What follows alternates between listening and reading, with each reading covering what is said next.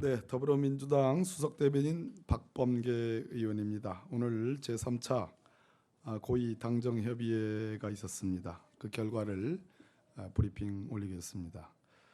시간과 참석 범위는 이미 공개가 됐기 때문에 생략하겠습니다.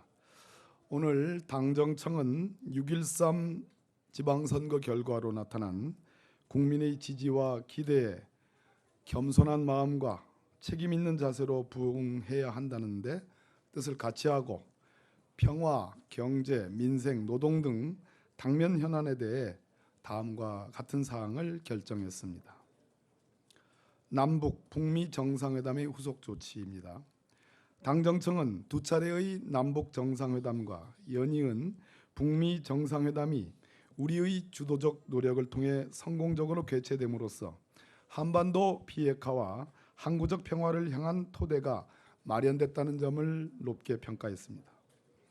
향후 예정된 분야별 회담과 부처 간 긴밀한 협력을 통해 정부는 남북 공동연락사무소 개소, 8.15 이산가족 상봉행사 개최, 2018년 아시아경기대회 남북협력관계 구축, 남북경제협력사업에 대한 공동연구 등 후속 조치를 차질 없이 이행하고 당은 판문점 선언의 이행을 확고히 뒷받침하기 위해 국회의 비준 동의 내지는 지지 결의안 채택이 필요하다는 점을 강조하면서 야당의 협조를 촉구하기로 했습니다. 또한 남북관계와 북미관계가 서로 유기적인 선순환 구조를 공고히 해야 한다는 인식하에 비핵화 후속 협상 과정에서 한미 간 공조를 강화하는 한편 중국, 러시아, 일본 등 주변 국가와의 외교 협력을 강화하는 데에도 역점을 두기로 했습니다. 최근의 경제 상황 및 대응입니다. 당정청은 고용 및 소득 분배 등 국민 생활과 밀접한 지표의 악화에 대해 엄중한 우려와 책임감을 표명하고 소득주도 성장 및 혁신 성장의 균형 있는 추진과 공정경제 기반 확립 등 3대 정책 기조를 유지하되 단기적인 어려움과 부작용을 보완하는 노력을 강화하기로 했습니다. 소득 분배 개선 관련 1분위 소득 개선에 초점을 두고 근로 능력이 있는 계층에는 일자리를, 근로 능력이 취약한 계층에는 사회 안전망을 강화하는 등 저소득 맞춤형 일자리 및 소득 지원 대책을 다음 달 초에 마련하고 발표하기로 했습니다.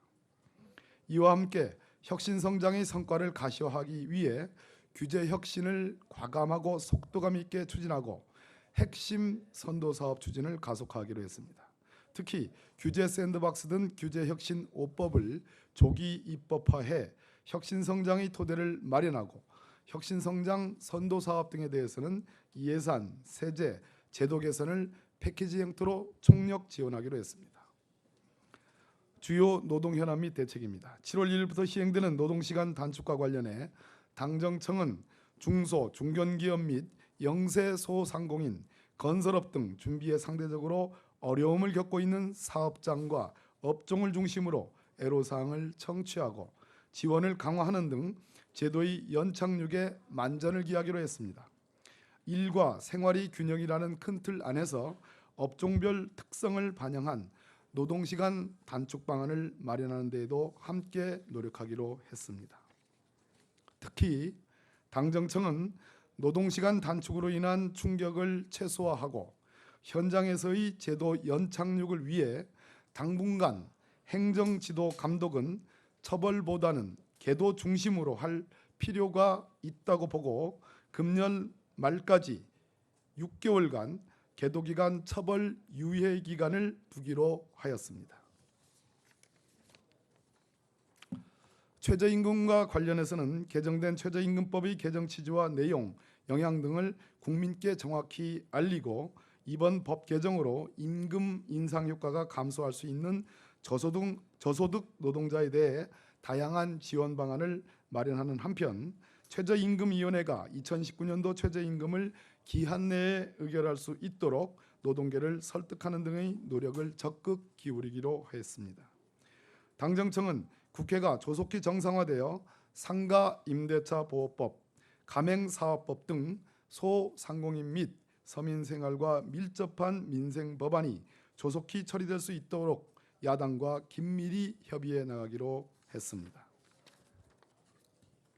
이외에도 당정청은 정책을 국민께 정확하게 설명하고 전달하는 정책 홍보 강화 필요성에 대해 깊이 공감하고 정부의 정책 홍보 역량 강화와 함께 당정청 정책 소통을 보다 활성화해 나가기로 했습니다.